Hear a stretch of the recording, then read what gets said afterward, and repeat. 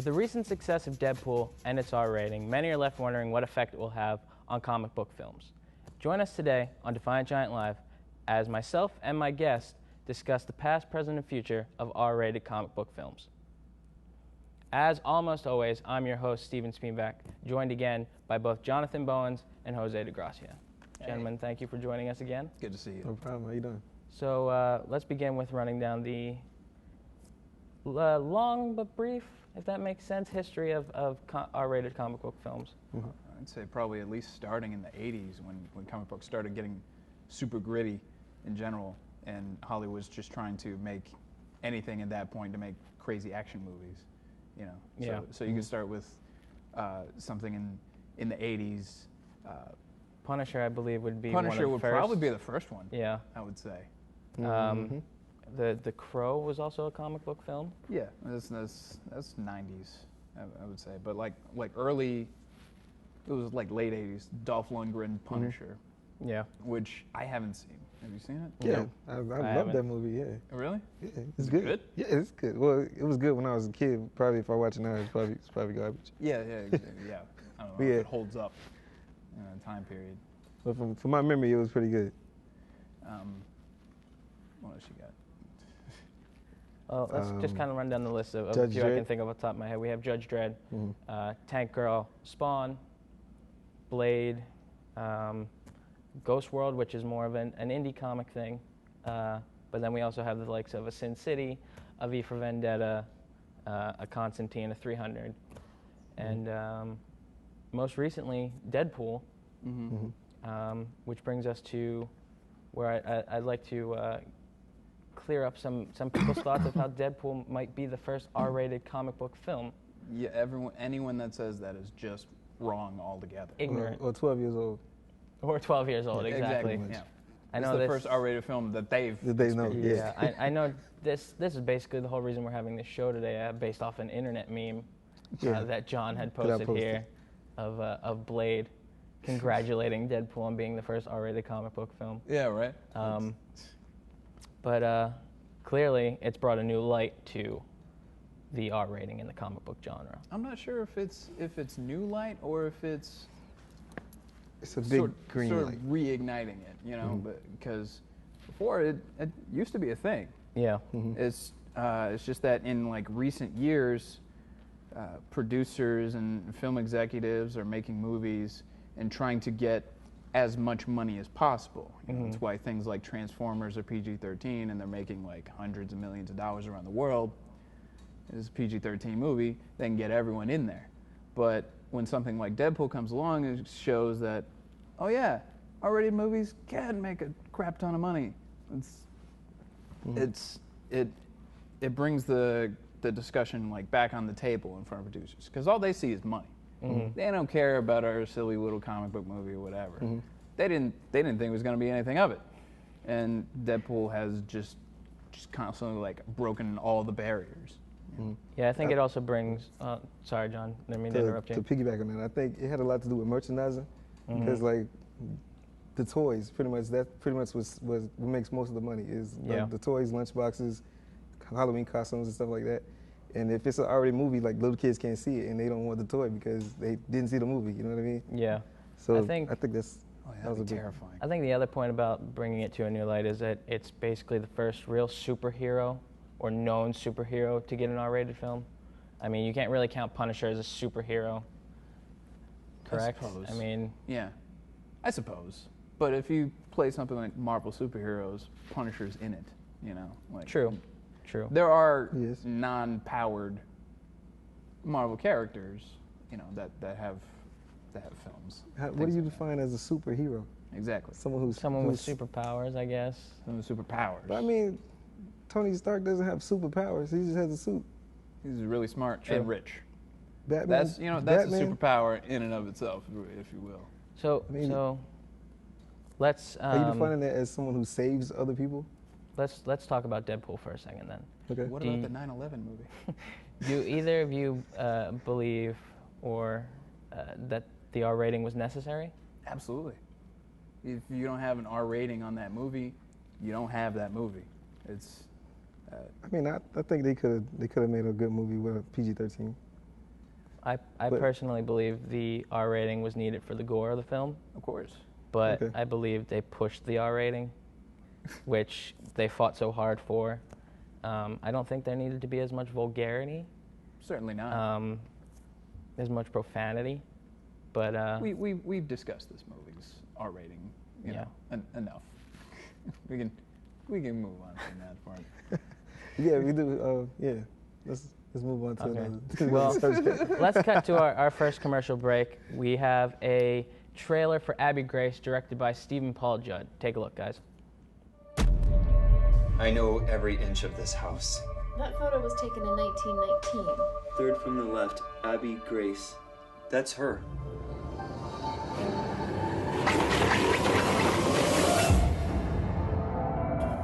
It's where she died. When we die, one of three things happen. You're gonna get yourself killed!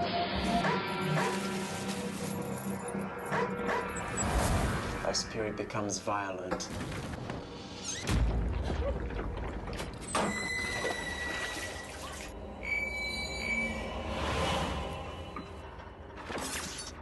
Roman?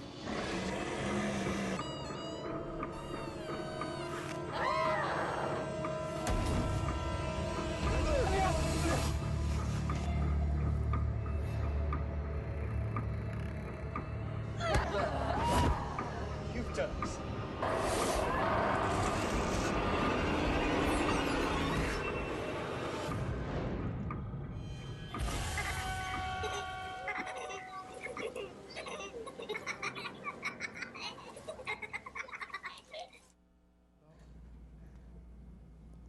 Welcome back, guys. If we would have seen it here on set, it would have been. I'm freaking out. Let's discuss the R rating and its place in comic book films. Okay. Clearly, when we think comic book films, we think of the Marvel Cinematic Universe, our Avengers, our Spider-Man at this point now, and that's become a family affair. Oh yeah, You know, absolutely. Except when you go and you talk about the likes of a Daredevil or Jessica Jones, which are Marvel Cinematic Universe characters, but on a Netflix where it's pushed more to an adult audience with a TVMA rating, which is basically an R rating if it were a film. Absolutely. And do you guys think that the Marvel Studios stuff on the big screen should go more towards the R-rated side, or? I think it depends on the character, because like something like The Punisher, it has to be rated R. But like Spider-Man, I mean, why? You know what I mean? Well, if you bring in, say, like a Carnage character to a Spider-Man film, That's another story. See, if That's it's that's Carnage, that character. then yeah, you can only make something with Carnage in it rated R. It's just the person that character is. It's just he's a serial I completely killer. agree. But we've also seen the Marvel stuff get pretty dark most recently. It can be. It's It can been be pretty dark, but it can still be the family affair, you know, that it's being currently, you know. It's when you talk about movies like Avengers or Civil War or Thor 1 and 2, there's jokes, there's adult jokes in them, but for the most part, like if Marvel wants to keep its TVMA content or rated R type content to something like Netflix, if the characters are appropriate for it, then by all means, you know, go for it. You know, but I would say like you don't need to actually see Captain America shooting a dude and have, you know, the gore go everywhere. It's, you know, Captain America shoots people because he's a soldier in World War II. Yeah. And that is a very sort of classic mindset, I believe. You know, like, because you see him like shooting Hydra dudes, you see him blowing up, and they're going all over the place, but they're intact. Yeah. You know, like you don't You don't need see to a head see that roll kind of off gore. screen or Pieces, yeah. something. Yeah, you don't need to see that kind of gore in a Captain America movie. But for something like Moon Knight or something much more dark and sinister, any of the Marvel Knights sort of people, you then, if the story calls for it, then yeah, go for the R rating. It doesn't exactly fit with the characters that they're planning for a movie. Is there any reason for Black Panther to be rated R? No. No, obviously not. And you know what? I just read today that on the Blu-ray version of Batman vs Superman, they're gonna make it like rated R. There's going to be an R-rated cut. Just because, exactly. yeah. Which is weird. Just because. What? It's stupid. What could that be? You got to think though that comes based off the Deadpool thing. It the is. hype that Deadpool It got to be definitely rated is. R. Boy, I guess, but wow, that's a really weird way to piggyback off of that. It really Yeah, is. it's dumb. And there's also talks of this animated Killing Joke movie that they're doing being rated R as well. Now, the DC animated movies have been pushing the PG-13 boundary, though, with Batman Assault on Arkham. It's a Suicide Squad movie. Batman's barely in it. There's a Harley Quinn sex scene in it. And, you know, they keep it as PG-13 as possible, but it's in there. You know she's fucking. And, you know, that's, like, you know, dudes getting their heads blown off. Like, they're very violent, and DC animated stuff has been pushing the boundaries, like, as much as possible. Like, they might not be able to get the financing to make it if they make an R-rated thing for an animated feature. Yeah. You know what I mean? It's a balancing act. Maybe they'll be able to push it now that this threshold, I guess, has been crossed. But I'm not sure if Warner is sort of on the pulse like that. But knowing the story... Knowing the story, yes. It's absolutely yeah. terrifying and disgusting and needs to be R-rated if you want to make it happen. If you want to make it true to the actual comic. Exactly. All right, Which on is that why, note, guys. Oh, if John, you Yeah, I got want something to to say? something. Yeah, go ahead. I mean, the thing about Deadpool that I really like is the green light that it just gave to like a lot of films that probably would have never been made. Yeah, now we exactly. can get like an R-rated Spawn movie that would like a few years ago we probably would have never greenlit something like that. But now we can have really like true to the comic Spawn, like killing people, everything that anybody would ever wanted. So I think it's pretty cool. All right, guys, on that note, let's send it to our next trailer for Blood and Snow, directed by Christopher Hagen. Let's take a look.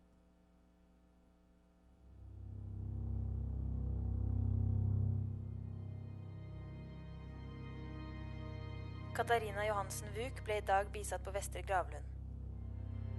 Johansen Vuk, hustruen til finansmannen Vidar Vuk, ble et offer for bildrap da hun og deres datter ble påkjørt i et fotgjengerfelt 5. februar. Vuks datter ligger fremdeles hardt skadet.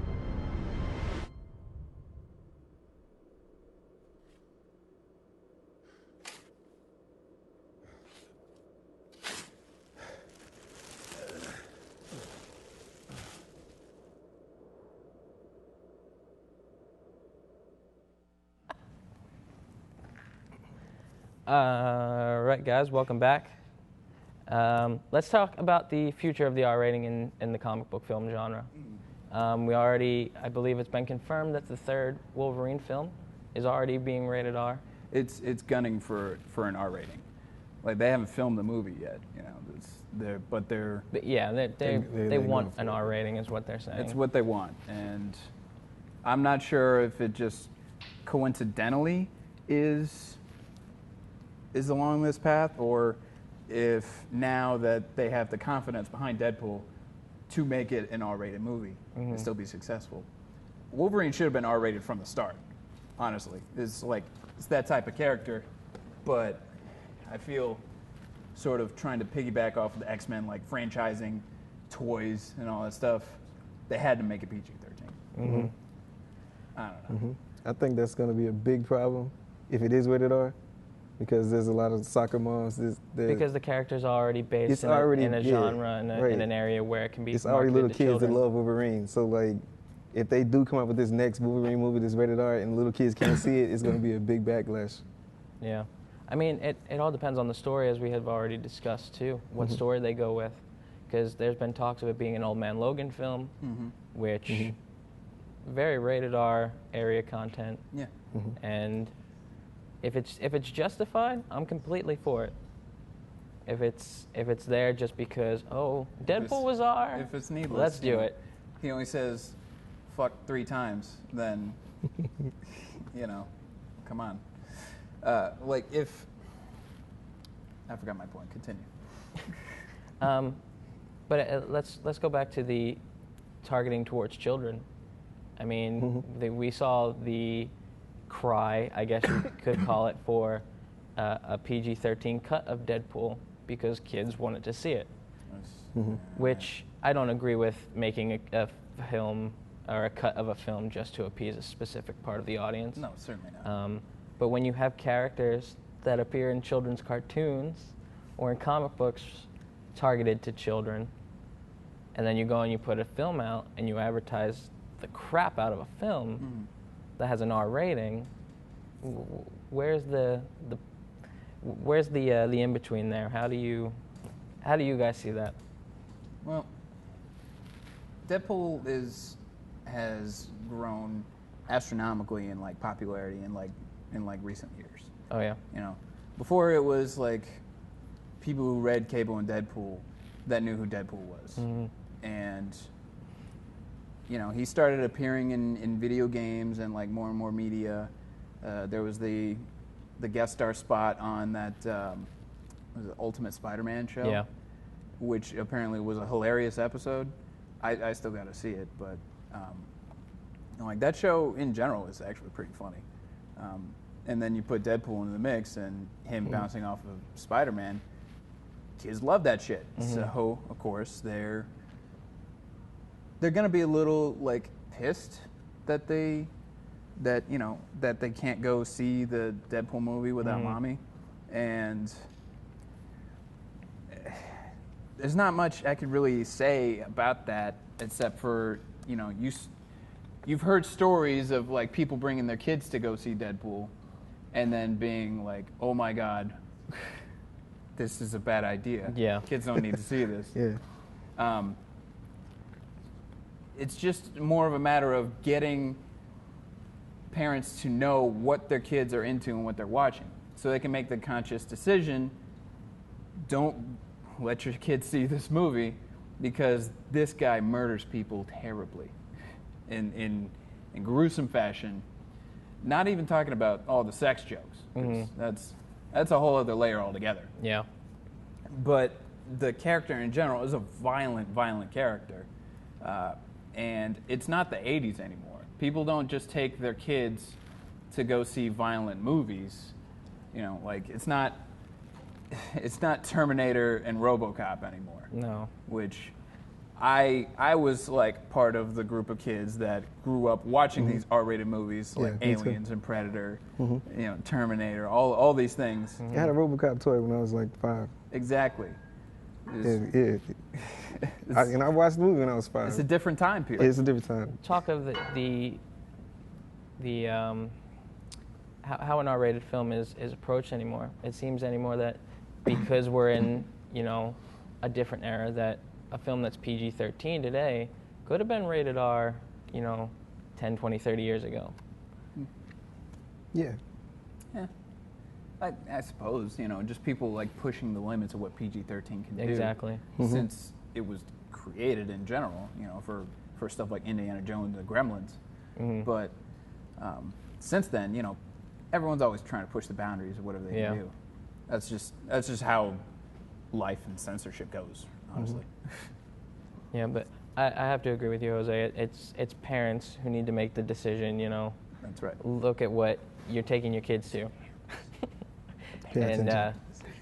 And make sure you know it all the way around. Just because you see Deadpool in a cartoon or a book marketed to children, and then you see that he's got a film, doesn't mean it's for the whole family. Exactly. Right. So, and another thing that these studios don't understand is like, even if it's a children's show, like you have to cater to adults sometimes because, you know, children grow up. Just like with the like a couple of years ago with the Power Ranger like fan thing on the fan movie on YouTube, and like everybody loved it. Well, all the adults loved it because like they grew up on Power Rangers, and like this is like Power Rangers should grow up with you. You know what I mean? Yeah. So there should be like a violent version of Power Rangers for the adults that grew up on it. Like I don't want to see like the cartoon like garbage that they make now, but I still want to see like the old Power Rangers like killing people. You know what I mean? yeah. Fun fact, the guy who produced that thing, he was the producer for Judge Dredd, the new one. Oh, really? Yeah, and That movie was fantastic.